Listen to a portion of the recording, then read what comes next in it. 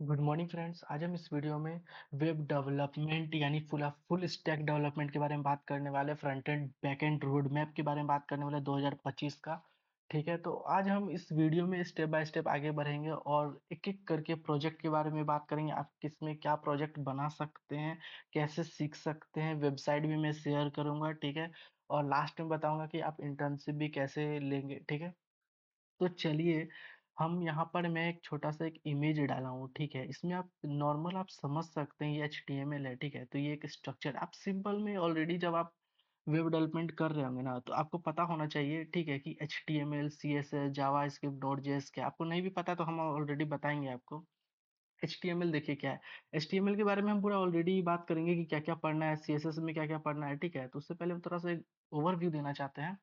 देखिए HTML क्या है ना, कि एक स्ट्रक्चर है। समझ लीजिए एक इंसान का एक कंकाल हड्डी है। ठीक है, उसमें मान के चलिए जब CSS ऐड कर देते हैं, ठीक है, तो समझ लीजिए कि ये एक बॉडी बन गया है। ठीक है, एक प्रेजेंटेशन टाइप का, एक स्टैचू टाइप का। ठीक है, सिर्फ समझ लीजिए कि उसको डिजाइन दे दिया गया है। CSS जो है था एक डिजाइन देता है। ठीक है, और जावा स्क्रिप्ट क्या है कि बिहेव करता है। ठीक है, लॉजिक बना के कुछ भी अपना बिहेव कर सकता है, कुछ भी अपने पे। जैसे कि मान के चलिए मुझे लॉजिक क्रिएट कर, मुझे आगे चलना है, मुझे बैक होना है। एग्जाम्पल मैं दे रहा हूँ कि एक ह्यूमन की तरह मैं, मेरे को कोड होता तो मैं कुछ और एग्जाम्पल दे रहा होता।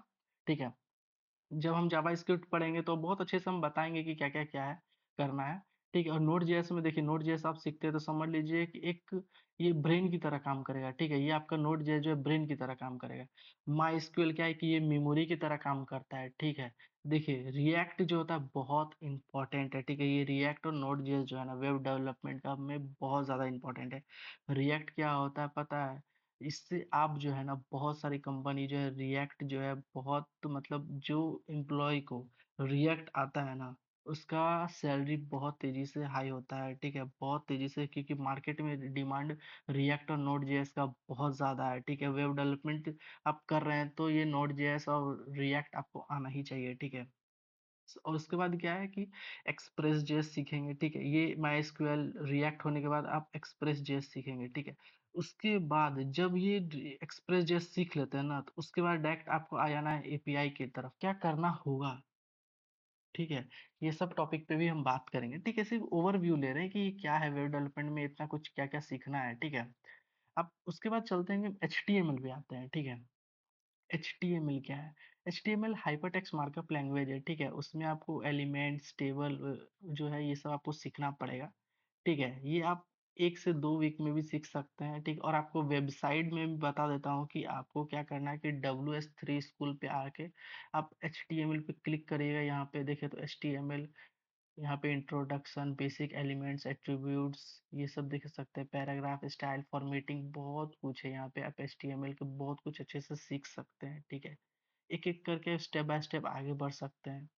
ठीक है, आप मान के चलिए एपीआई में आना चाहते हैं तो एपीआई सीखिए, मीडिया सीखिए, ग्राफिक्स सीखिए, बहुत कुछ है। ठीक है, अब थोड़ा सा आ जाते हैं CSS पे। सिर्फ हम रोड मैप है तो ओवर व्यू देना चाहते हैं कि कैसे क्या क्या आपको सीखना है और कहाँ से सीखना है। ठीक है, जब हम HTML पे पूरा वीडियो बना रहे होंगे तो आप उस वहाँ पर जाके अच्छे से सीख सकते हैं। ठीक है, और ये आप CSS पे आते हैं। ठीक है, CSS तो आपको पता ही है कि किसी भी डिजाइन देने में काम आता है। ठीक है, तो box model, flexbox, grid animation जैसे आपको सीखना पड़ेगा। ठीक है, CSS सीख सकते हैं, टेलविंड CSS भी सीख सकते हैं। ठीक है, फ्रेमवर्क है, ये आप सीख सकते हैं। जब आप HTML और CSS दोनों सीख लेते हैं ना, तो आप एक अपना पोर्टफोलियो वेबसाइट बना सकते हैं। ठीक है, बहुत इजी है, ज़्यादा टफ नहीं है। ठीक है, HTML और CSS बहुत इजी है। आप 1 से 2 वीक के अंदर अच्छे से सीख सकते हैं। ठीक है, अब थोड़ा सा हम और आगे बढ़ते हैं। ठीक है, प्रोजेक्ट के बारे में आप ऑलरेडी बता चुके हैं कि इसमें आप वेबसाइट बना सकते हैं। ठीक है, अब उसके बाद आते हैं जावा स्क्रिप्ट पे। जावा स्क्रिप्ट बहुत इंपॉर्टेंट है।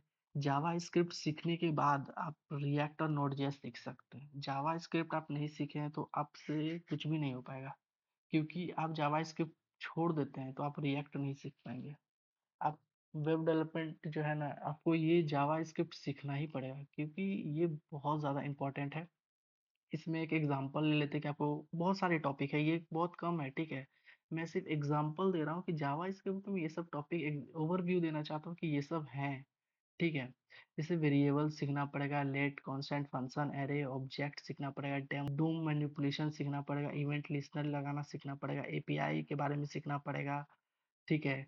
सिंक वेट के बारे में सीखना पड़ेगा, बहुत इंपॉर्टेंट है। ठीक है। आप जब ये जावास्क्रिप्ट सीख लेते हैं ना, तो आप टू डू लिस्ट बना सकते हैं। यूट्यूब पे है, आप जाके वहां पर भी देख सकते हैं। चलिए अब थोड़ा सा हम वेबसाइट पे आ जाते हैं। ठीक है। थोड़ा सा इस बैक बैक नहीं, फिर से हम W3 स्कूल्स पे चल जाते हैं।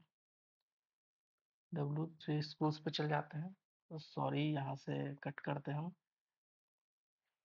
W3 स्कूल्स पे फिर से आ जाते हैं। देखिए यहाँ पे जावा स्क्रिप्ट। ठीक है। आप यहाँ पर जावा स्क्रिप्ट में आने के बाद बहुत कुछ, हर चीज सीख सकते हैं। जावा स्क्रिप्ट इंट्रोडक्शन, देखिए जावा स्क्रिप्ट क्या है, आप क्या क्या सीखना चाहते हैं, सब चीज मिल जाएगा। ठीक है। आज हम इस वीडियो में सब कुछ बता देंगे। ठीक है।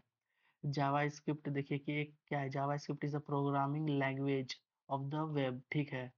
देखिए यहाँ पर HTML के बारे में भी कुछ बताया गया है, CSS क्या है। जब इसके अंदर आप जाइएगा ना, तो पूरा ये कोड है। ठीक है। डॉक्यूमेंट गेट एलिमेंट आईडी क्या होता है, ये सब जब आप जावास्क्रिप्ट सीख रहे होंगे तो आपको बहुत अच्छे से समझ में आएगा। ठीक है। देखिए यहाँ पे बहुत सारे टॉपिक दिया हुआ है। ठीक है। बहुत ज़्यादा इंपॉर्टेंट है, बहुत सारे टॉपिक है। मैं ऑलरेडी बता चुका हूँ कि जावास्क्रिप्ट कोई छोटा नहीं है कि आप 2 दिन में 3 दिन में ख़त्म कर दो। ये महीने भर टाइम लेगा। का महीने भर से ज़्यादा टाइम लगता है तो ऊपर भी आप लगाओ, क्योंकि जावास्क्रिप्ट बहुत इंपॉर्टेंट है।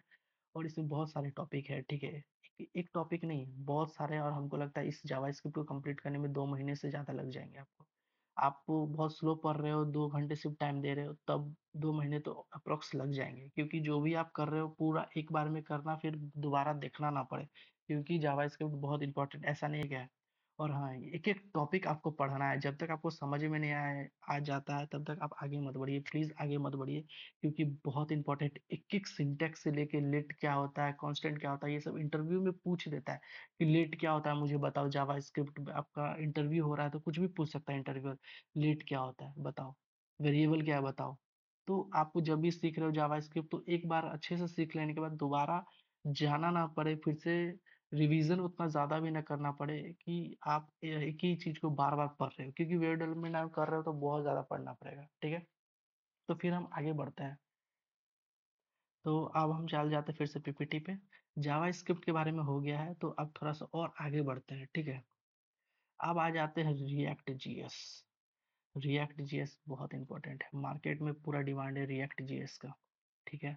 और ये जो यूट्यूब भी बना है तो रिएक्ट जीएस पे ही बना हुआ है, क्योंकि ये सिंगल पेज एप्लीकेशन के मैंने ऑलरेडी बता दिया हूँ।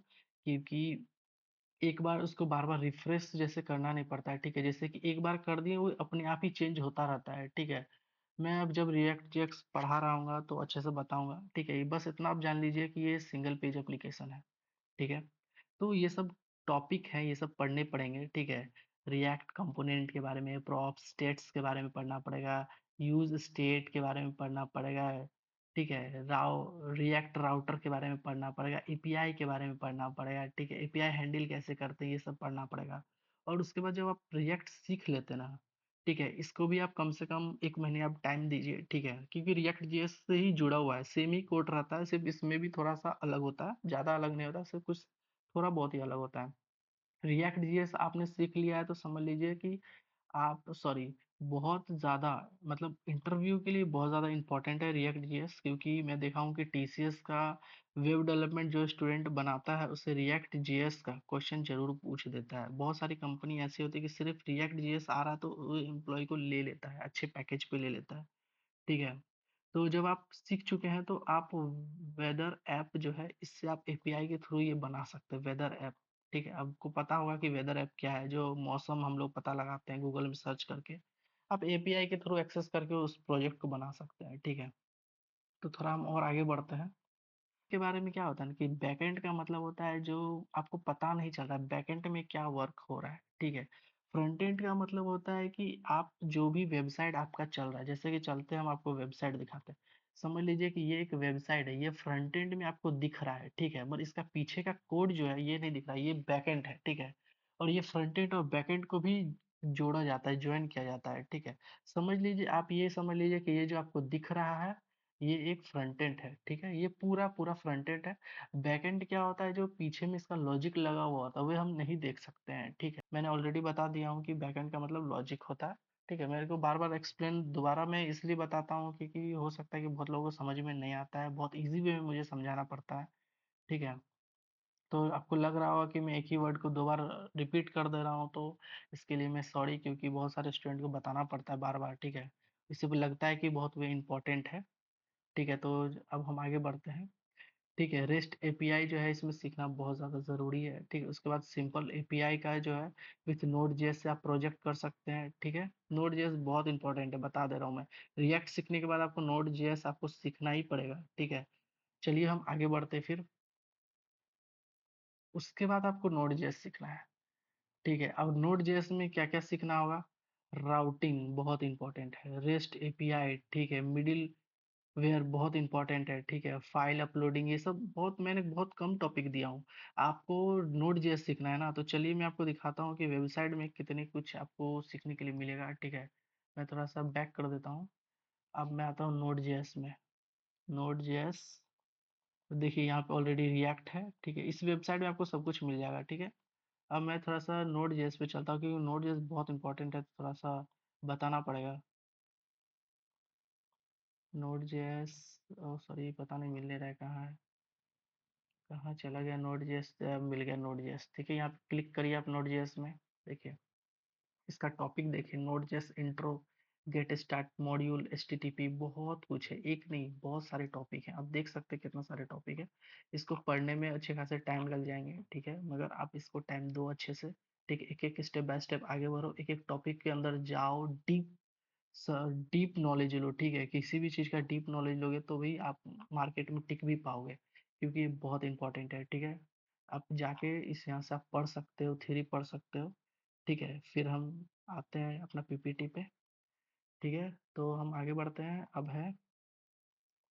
अब नोड.जेएस के बारे में थोड़ा बात कर लिए हैं, ठीक है? और हाँ, नोड.जेएस सिक्योरिटी के लिए बहुत ज़्यादा इंपॉर्टेंट है, ठीक है? तो अब आ जाते हैं डेटाबेस के बारे में, ठीक है? डेटाबेस में एगो एसक्यूएल है, एगो नॉन एसक्यूएल है, ठीक है? अब इंटरव्यू और कंपनी में जो है ना, ये नो एसक्यूएल बहुत इंपॉर्टेंट है, ठीक है? ये क्या होता है कि कंपनी में हम लोग नो एसक्यूएल ही यूज करते हैं, मगर कॉलेज में पढ़ाया जाता है एसक्यूएल, ठीक है? ये बेसिक ही है, ज़्यादा अंतर नहीं है, ठीक है? ये एसक्यूएल क्या होता है कि टेबल फॉर्मेट में होता है, ठीक है? इसका टॉपिक इंडेक्सिंग जो है, इसमें भी बहुत सारे टॉपिक है, ऐसा नहीं है कि इसमें एक ही दो टॉपिक है, मैं सिर्फ दिया हूँ इंपॉर्टेंट सिर्फ, ठीक है? ये एसक्यूएल है, माई एसक्यूएल इसका ऐप है, ठीक है? आप इसमें जा सकते हैं, माइक्रोसॉफ्ट का बना हुआ है, आप इसमें जाइए, और मैं बता सकता हूँ कि देखिए ये है, ठीक है? मैं ऑलरेडी माई एसक्यूएल है, ठीक है? वर्कबेंच तो मेरे पास ऑलरेडी है, क्योंकि मैं ये सब करते रहता हूँ।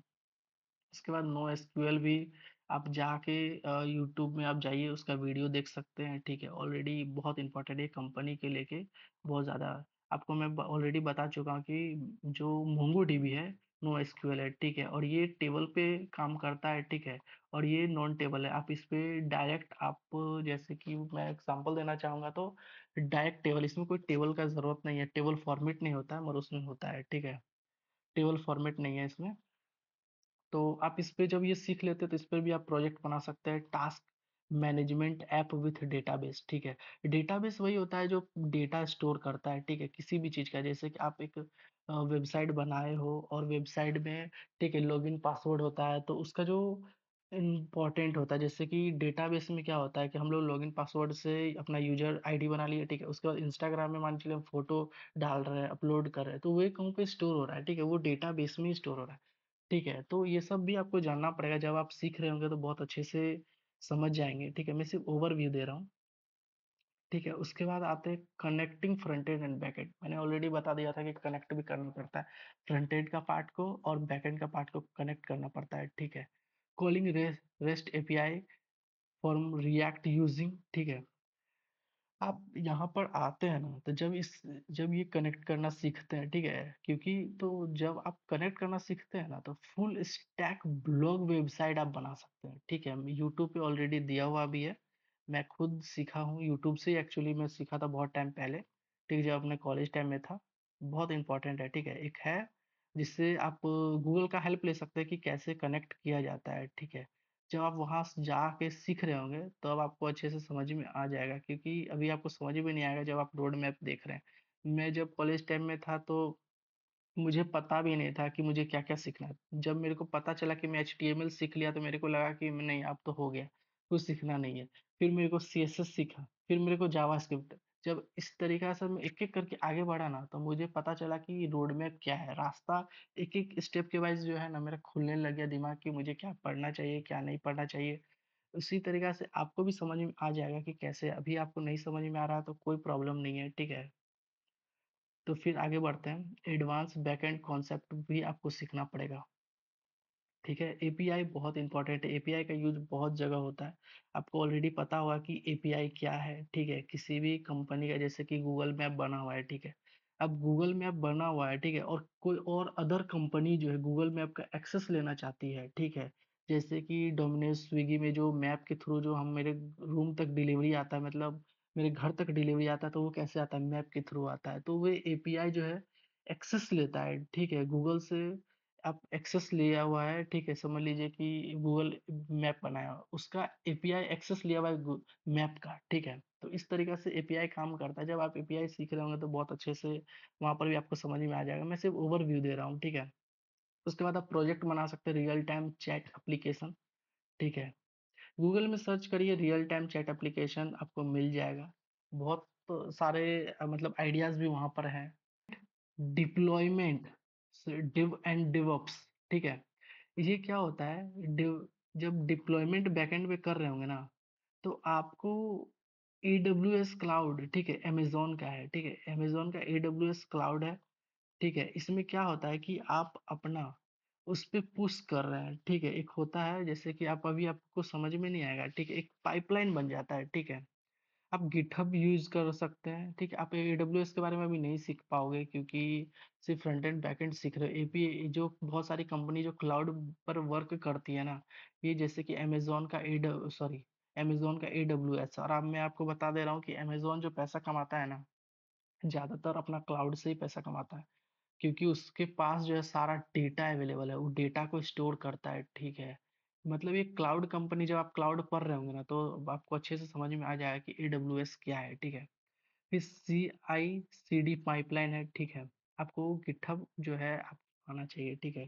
क्योंकि गिटहब आना बहुत इम्पोर्टेंट है। आप गूगल में जाइए, सर्च करिए गिटहब क्या है, गिट क्या है, गिटहब क्या है, ठीक है? आपको सब समझ में आ जाएगा। गिट क्या है, गिट जो है एक वेबसाइट है, और गिटहब जो है एक समझ लीजिए कि एक एप्लीकेशन है जो कोड को, ठीक है? जैसे कि मैं बताना चाहता हूँ, एक कोड है, ठीक है? उसको एक परमिशन मिलता है, ठीक है? कि अपने कोड को वो जो है पुश कर सके, उसको रीयूज़ कर सके, उसको अपडेट कर सके, ठीक है? तो ये गिटहब का काम है, ठीक है? जब आप गिटहब समझ सीख रहे होंगे तो समझ में आ जाएगा। फिर अब देखिए आपको फिर डॉकर सीखना पड़ेगा। डॉकर क्या है, एक एक इमेज है, ठीक है? समझ लीजिए कि एक सिस्टम से दूसरे सिस्टम में हमको कुछ मतलब भेजना है। भेजना मतलब कि एक इमेज जाके उसमें अपलोड करके डाउनलोड कर देते हैं, ठीक है? समझ लीजिए एक बेसिक वे में मैं समझा रहा हूँ कि डॉकर क्या है। डॉकर बहुत इंपॉर्टेंट है, जब आप सीख रहे होंगे तो आपको अच्छे से समझ में आ जाएगा। फिर उसके बाद एक प्रोजेक्ट आप कर सकते हैं, deploy and scalable full stack app, ठीक है? उसके बाद में लास्ट में आपको क्या करना है, फाइनल। देखिए जब आप इतना कुछ सीख चुके हैं ना, तो आपका पूरा वेब डेवलपमेंट कंप्लीट हो चुका है, ठीक है? तब तक आप ये पूरा सीख चुके होंगे, ठीक है? जब आप ये सीख चुके होंगे, तो उसके बाद आपको क्या करना है कि अपना एक पोर्टफोलियो वेबसाइट बनाना है, ठीक है? उसके बाद इंटर्नशिप और जॉब के लिए अप्लाई कर देना है, फुल स्टैक डेवलपर के लिए, ठीक है? लिंक्डइन में सर्च करिएगा, ठीक है? आपका जो है बहुत, आप प्रोजेक्ट अच्छे बनाए हो, आपका नॉलेज अच्छा है, ठीक है? तो आपको जॉब मिल जाएगा, ठीक है? आप लिंक्डइन बनाइए, वहाँ पे अप्लाई करिए, ठीक है? इंटर्नशिप के लिए अप्लाई करिए, आपको बहुत ईज़ी वे में जॉब मिल जाएगा। जब आप इतना कुछ सीख चुके हैं, ठीक है? तो आपको जॉब मिलना ही होगा, क्योंकि एक भी लैंग्वेज सीख लेते हैं ना, जैसे रिएक्ट, मायस्क्यूएल और नोड.जेएस सीख लेते हैं, जावास्क्रिप्ट सीख लेते हैं ना, तो इतना ही काफ़ी है। कोई भी आप जब जॉब करते हैं ना, तो किसी एक ही पे वर्क करने आपको मिलेगा। या तो जावास्क्रिप्ट, या तो रिएक्ट पे, या फिर मायस्क्यूएल पे, ठीक है? ऐसा नहीं है कि कंपनी में एक ही बार आप चल गए तो सब आप ही को बनाना है। सबका एक पार्ट, मतलब एक स्टेप बाय स्टेप काम होता है, ठीक है? तो आपको ये सब जो है सीखना पड़ेगा सब कुछ, मगर कंपनी में कोई भी वर्क होगा, जैसे मेरा फ्रेंड है वो जॉब कर रहा है, तो सिर्फ़ रिएक्ट पे वो वर्क कर रहा है। उसको सीएसएस एचटीएमएल से कोई मतलब नहीं है, ठीक है, वो भी एक डेवलपमेंट में काम कर रहा है। तो सिर्फ वो वेब डेवलपमेंट कर रहा है तो सिर्फ वो रिएक्ट पे ही काम करता है, ठीक है, सिर्फ फ्रंट एंड के लिए। बाकी सारे टीम मेंबर है और है जो बैक एंड में काम करता है। ठीक है, आपको इसे समझ में आ गया होगा।